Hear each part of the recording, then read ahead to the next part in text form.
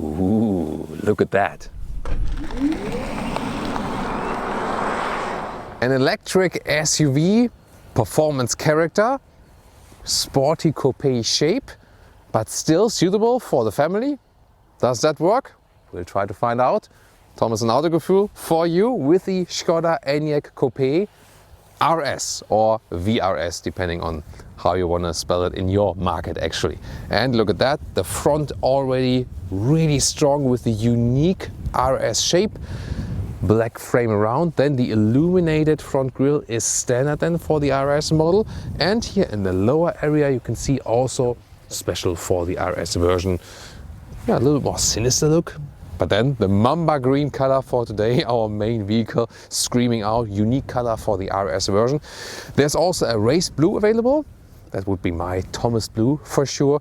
Or what about an orange coupe, a silver one in red, white or black. Several colors available for the coupe in general, but then two specific RS colors. Here, the wheels would come 19-inch standard for the coupe, 20-inch standard for the RS, and 21-inch here. As you can see them right now, massive, but in this aerodynamic styling. So there is the Enyaq with the SUV shape. The RS will both be available for the Enyaq Coupe and the normal Enyaq SUV. The Coupe has the difference that it has this falling roof line, so more design focused. Here also in the RS with black frames around. The length, however, both the same, 4.65 m or 183 inches. It's really about that falling roof line, if you prefer that from design or not. And then you can see here strong shoulders. You either get a normal suspension in the RS and it's a sports suspension, or optional DCC, dynamic chassis control, that's the adaptive suspension. The full matrix LED lamps are standard for the RS model, by the way. And you can see here the turning indicators or hazard lights are really spectacular, looks really stunning. And the question is, why does Skoda pay so much attention to headlamp design? Well, it's this heritage from the Czech glass craftsmanship. They somehow want to transport this one then into headlamp unit design. Here when it's a little bit darker you can see full glory of this illuminated grille. I think it's a really great idea. I mean, it looks really amazing, doesn't it? Here, just one more clear look. Well, talking about the turning indicators here in the rear, they are cascading actually, and that whole rear of course looks somehow sexier here in that coupe version with that falling line. And I think it's a very clean design overall, not too many elements like that, and also contrasting lower area here just in black. And of course it's an EV, so we don't need fake exhaust. And you maybe have already seen the Enyaq and the Skoda lettering here. So both here and here, both are then in black for this RS version. The acceleration figure here for the RS model, by the way, 6.5 seconds to 1 km an hour or 62 miles an hour, 460 Newton meters of torque max. Once again, all-wheel drive, one electric motor in the rear, the stronger one, and one electric motor in the front, a little bit weaker one. And that's why we also have somewhat of a rear wheel bias, but it will be, you know, quite balanced as we know so far. But we find out more about in the driving part, which will also include some, let's say, fun driving for sure. These cars that have coupe versions and the classic SUV versions, usually I would think like the SUV looks more natural and also it has more usability factor in the trunk and so on, but I think this time that coupe here in the Enyaq looks way better. At least I think so. What do you think? Tell me in the comments. What about charging, battery and range? First of all, the overall range with the big battery, 77 kWh net. So far our experience around 400 kilometers or 250 miles. Then of course it depends, summertime, wintertime, then plus minus. We'll see later in the driving part what we can score today with the VRS. Well, and then about charging, we have just this nice sample here for you. Actually, they have done an update, so everything with the big battery now is at 135 kilowatt, and that means then, now it gets interesting, for the 80 version, the rear-wheel drive with the big battery, 29 minutes from 10 to 80% state of charge. But the ATX all-wheel drive and the RS all-wheel drive, 36 minutes. Wait a minute, why is that slower? Because they indeed get different batteries from a different supplier with a different cell chemistry. That's interesting. So you get basically a higher model and have slower charging. The first peak charging, like the first couple of minutes, is actually better with the ATX and the RS, and supposed to have also a peak at 170 kilowatt, but just very shortly. And then the difference is that the charging curve is falling earlier with the all-wheel drive models. That's something, right? And you might have noticed, yes, this roof box here that you can get is also available for the Coupe, so it can be installed right here. Sometimes it's the case that when you have like a special chassis form that doesn't work anymore, but here it does, and actually it looks quite fancy with that roof box, right? Usually it looks weird, but in this case here, the combination is quite decent, isn't it? Is there a frunk or not? No, there's not. So just for wiper fluid, but at least no, that's not the wiper fluid. Here, the wiper fluid is here, but at least then they have included this cone then in here, and then or this funnel, and then you can fill it in a little bit easier. Like this. Khaki, this high gloss black, not my favorite at all. We know that from a lot of Skoda, Seat, VW vehicles now. But what's cool, keyless entry, easy. Put your hand on the outside, on the inside to close or open, and door closing sound. Lovely, really like, low frequency door closing sound, I love that. And the RS version also features microfiber here at the inside and this carbon fiber style. And above that, also like this, it's not too soft though, just a little bit, but it has a nice structure, so that looks good build quality wise. And we know that here from the Skoda vehicles here, it's the, somewhat, let's call it the way, somewhat Rolls-Royce style, just a little smaller and a little bit more, it's maybe the understated Rolls-Royce. Let's take it that way. Well, and then not understated today is the RS interior with these contrast stitches. Wow. So you can see here these sport seats with a lot of shoulder support, and they look just awesome. Once again, we can argue about the contrast stitching, but the form itself, wow, here, especially that shoulder area, then the perforation with microfiber, really awesome. This contrast stitching is somehow fun, I think in this color, a little bit over the top, isn't it? But here, the microfiber on the dashboard, that brings so much character and atmosphere, sporty character in that interior. Overall, I have to say, when you pick a blue exterior also, it wouldn't fit like exactly matching with this color on the interior. But blue with yellow works, like when you think about like this contrasting colors or something. But overall, yes, maybe gray would have been cooler like in the sport line, but I think still, I love the interior. The seat ergonomics from the seat form is just awesome. So much shoulder support here, really sporty. At the same time, it keeps actually the weight of the lumbar area. So long motorway runs, as long as the range is of course sufficient, no problem. A lot of electric controls here, also for the lumbar support and so on. So even as a tall person here, 1.86 m or 6'1", with all the controls and so on, is no problem. Headroom, also plenty of space left. You can see here the fixed panoramic roof.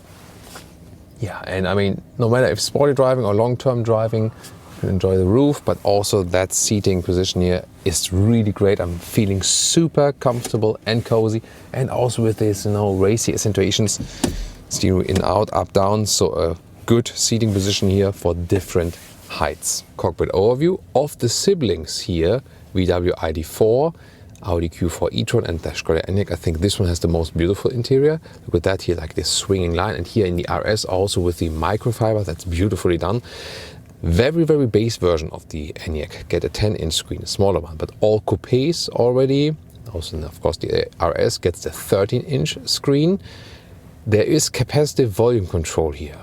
And also not backlit, but at least you also have it here on the steering wheel, and you can always use this actually. If we move a little bit further down, then we still have some hard hotkeys. They sound a little bit cheap from that clicking sound, but at least, for example, you have a drive mode select that you can pick the driving modes and so on. Further down below, we have cup holders. They are not really adaptive, but they have this, like special holes so that these bottles can fit in there, and then you can basically open them with one hand. So that's maybe a thing, I don't know. One inductive charging pad, or also cable connection for Android Auto or Apple CarPlay, but it also works wirelessly. And then a very tiny, oh, ain't that cute, gear selector here. And there's no P mode, you just hit the parking brake, the electric one, then it's basically the P mode. Cubby hole, and then here, well attached, this one, and then it kind of goes in a puzzling way. Yeah, it's 1, and then 2, but also 3, 4, yeah, and then you can also Tetris this all the way back. Steering wheel here with nice contrast stitching, VRS logo. In the UK, once again, it's VRS. In Germany, for example, it's just RS. Then here on the left side, there's for the volume jog and also muting, heated steering wheel, and real button still. Like to have that, that's cool. Here, these shifting pedals, they are for recuperation modes. Like 3 levels of recuperation, you always have to set them after driving, because they do the homologation for the range and the cycle and so on with the automatic recuperation mode. Then it adapts, for example, when there's someone in front of you with recuperation and freeway, it rolls. Usually this car is more about rolling, and you use the brakes for the regenerative braking, but you can also use them the shifting pedals. On the right side, you can activate the travel assistant systems, and here you can switch the view a little bit in the small digital instruments. And usually with Skoda, others like Octavia, Superb, here you can control more in the digital instruments. But here it's kind of like, I have found no real function for that. It's kind of like dead. It would have been cool if you can scroll through some menus, like in the radio on the infotainment system or something, but no. That doesn't happen. Digital instruments, easy, clear to read, and you can adjust so much.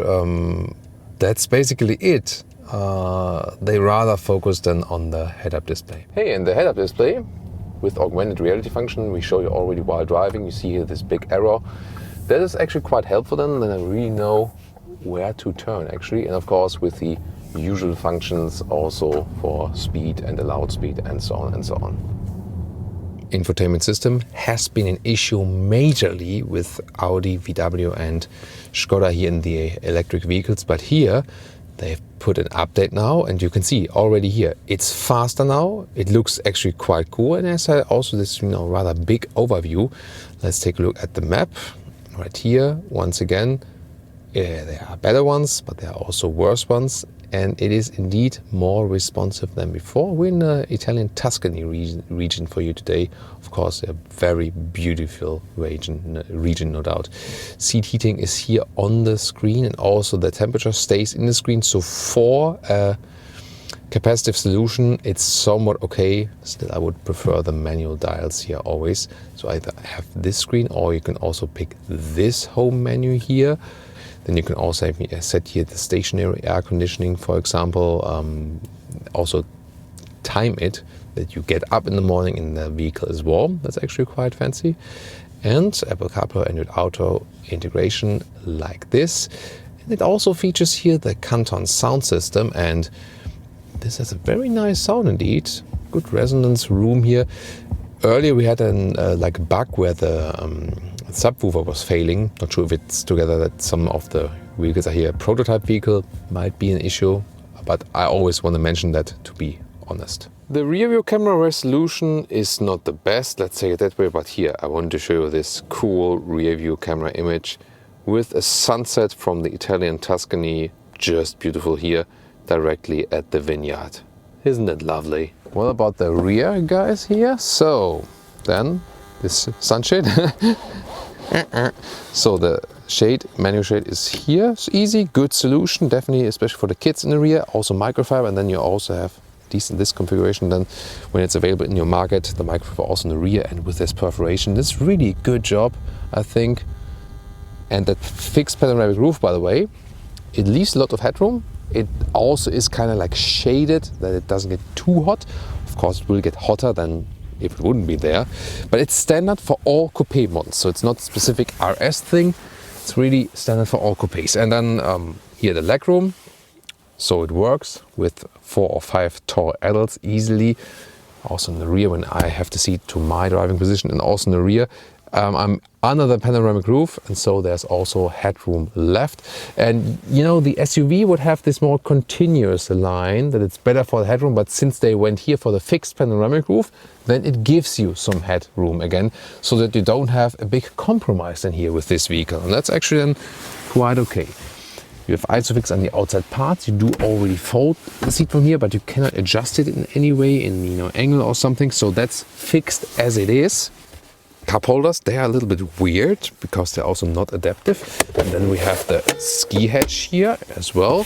And well, about that middle console, this is with this extra cubby hole, 2 USB-C chargers, but you can also remove this whole thing. Then, you know, have it a little bit like, more like this flat floor, which is to me a little bit cooler, isn't it? Any compromises with the trunk or boot area? Let's take a look. Here, the backpack stands upright like it is, even here in this, you know, more far back area.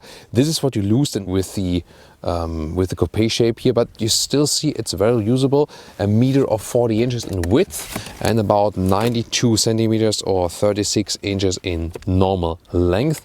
And even here, the height you can see is, you know, around 40 centimeters or 16, 17 inches, so totally fine.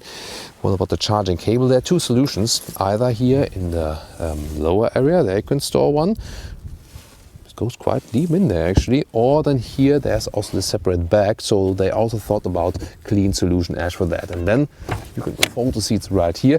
There's a lot of nets equipment here as well, so yeah, nets all over the place in this configuration. And when I put the measuring stick all the way through to the seat as I would be driving, yeah, I know you guys love that when I do that here. So they are almost 1.80 meters or 70 inches. Welcome to Thomas's Driving Lounge, Skoda Enyaq Coupe RS or VRS, and we picked the Sport mode and do an acceleration 0 to 1 kilometers an hour here on that open road, and let's see how that goes. 6.5 seconds is the official figure. Can we reach that? Let's see. Preload.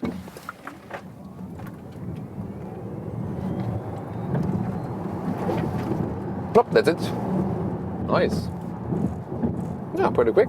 Dual motor. Check in the time code below if you reach that 6.5 seconds. That was a lot of fun actually, and at the same time actually pretty smooth as well, because front and the rear power right there. And here the road is actually quite bumpy, but the comfort is still given in a way because the DCC, the adaptive suspension, is doing a great job actually. Here in the sports mode, it's of course a little bit rougher. I feel like, you know, doing some rally racing here right now. And if you want to have it a little bit more comfortable, you can always go back here to the normal mode. Steering is really nice and precise. In the normal mode, it's a little bit lighter. In the sports mode, then you have a little bit more feedback. That's actually quite good. So I like to have a little bit more feedback from from the steering here. Yeah, and suspension is really nice. The whole chassis also, like how everything works together. Chassis, steering, suspension is a really, really good drive. Yeah, over this small bridge here. Beautiful, really. So much fun to drive it indeed, and also really nice roads here in Tuscany. And here, especially in the shoulder area, you know, it is so good because it basically keeps off some pressure of the lower lumbar area, and because the weight is being held here in the shoulder area. So this is really awesome. We're really enjoying the drive. This car can do both. Comfortable and also long motor rides with these comfortable sport seats. It's also really silent in here. The noise insulation is really very, very good. We hardly hear anything from the outside. It's almost like an totally insulated cabin. Beautiful roads here. Look at that alley with the pine trees. Beautiful indeed. And really good to test this, you know, not so small vehicle also on a little bit smaller roads, because once again, it doesn't feel as big as it is due to the very good driving characteristics. Am I missing anything? Well, I have the head-up display in my line of sight. Also, you have this augmented reality function that I have like projected arrows, even if I haven't the GPS on that screen here at this moment. The only thing is, yeah, you might argue, do I want to go back to the GPS? And then you always have to go like, you know, for example, here menu, and then back to the GPS. That's more or less okay, but I think it would be better if I would have a direct hotkey somewhere. At least for DCC selection, I can then once again press the lower button there, and let's go to normal mode again. See the difference from the, you immediately feel that the DCC is then softer and more forgiving, especially when you have some smaller bumps in the road right there. So most of the time probably I would drive with that, but you can also individualize that. For example, here in the individual mode, then you can, for example, set my preferable a little bit more resistance from that steering wheel. At the same time, maybe go for the softer suspension when you have these bumpy roads or so. So indeed, it is a family EV SUV, but you can also get it for driving fun. So in the sporty aspects, great. Comfortable aspects, also great. We had enough performance. You can maybe argue with electric vehicles, you can always get more performance. But is it really necessary to be even faster? Maybe not so. The top speed, by the way, is 180 kilometers an hour or 112 miles per hour, also sufficient. And then we also have, that's the menu. Then we also have, the economy data. And here now we are around 18.5 kilowatt hours on 1 kilometers. It's perfect temperatures for EVs out there at the moment, 15.5 degrees Celsius. So when it would be a little bit colder or you drive more in a performance way, then you go maybe like 20 kilowatt hours in 1 kilometers. If it's really cold, maybe a little bit worse. But that's approximately then 32 kilowatt hours on 100 miles. And what does it mean for the range then if we calculate that with this 77 kilowatt hours battery net? A lot of numbers, sorry about that. But sorry, it's necessary. It's really necessary. So the approximate figure, definitely these 400 kilometers or 250 miles is realistic for this big battery pack. 70% of all customers so far went for the biggest battery pack. This is also a trend we see throughout the EV industry, because the batteries do not offer so great range yet. Most people then went for the bigger batteries. It will be less than 400 kilometers or 250 miles in winter times, like when it's really cold where you live, and when you drive really efficient, cruise control, low speed. In summertime, you could also exceed this range figure. But overall, I think it's also fine, you know. And here once again in these bends, really nice from its steering, yeah. And I love this steering and seating combination, just awesome. So the facts here also for the driving figures is actually also fine. The question is really, are there any box unchecked here? And well, at least from the driving part, we hardly found any. Maybe here that I would have like the separate climate control and don't need to be touching the screen. So maybe little bit things from the user interface to tweak or something. Software has also been updated here, so it's easier to control it while driving. So overall, very impressed. That was a great result also from the driving part. Of course, big competitors, like a little bit smaller, the Kia EV6, but definitely worth watching that one. Or of course, one of the standard vehicles in this segment, the Tesla Model Y, tune in there.